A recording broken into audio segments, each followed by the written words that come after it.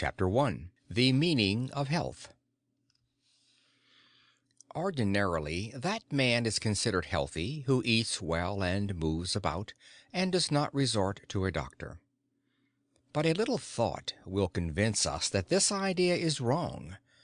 There are many cases of men being diseased in spite of their eating well and freely moving about.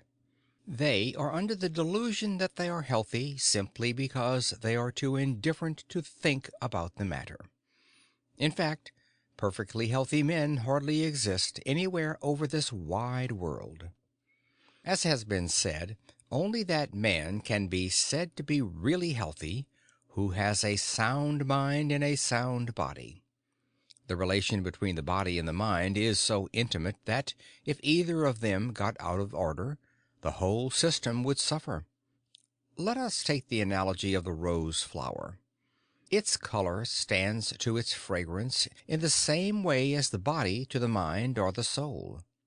No one regards an artificial paper flower as a sufficient substitute for the natural flower, for the obvious reason that the fragrance which forms the essence of the flower cannot be reproduced.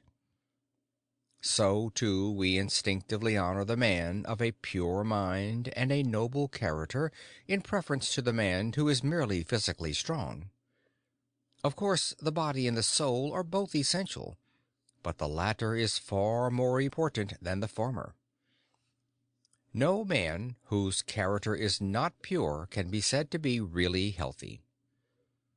The body which contains a diseased mind can never be anything but diseased. Hence, it follows that a pure character is the foundation of health in the real sense of the term, and we may say that all evil thoughts and evil passions are but different forms of disease.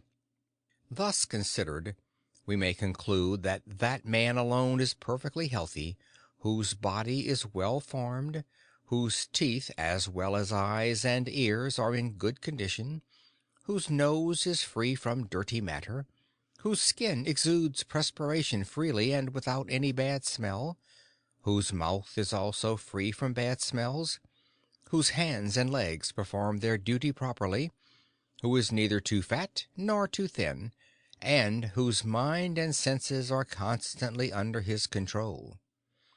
As has already been said, it is very hard to gain such health, but it is harder still to retain it when once it has been acquired.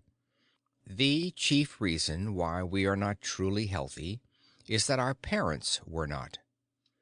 An eminent writer has said that, if the parents are in perfectly good condition, their children would certainly be superior to them in all respects.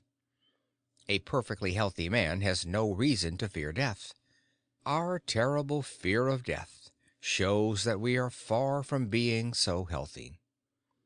It is, however, the clear duty of all of us to strive for perfect health. We will therefore proceed to consider in the following pages how such health can be attained, and how, when once attained, it can also be retained forever. End of chapter 1.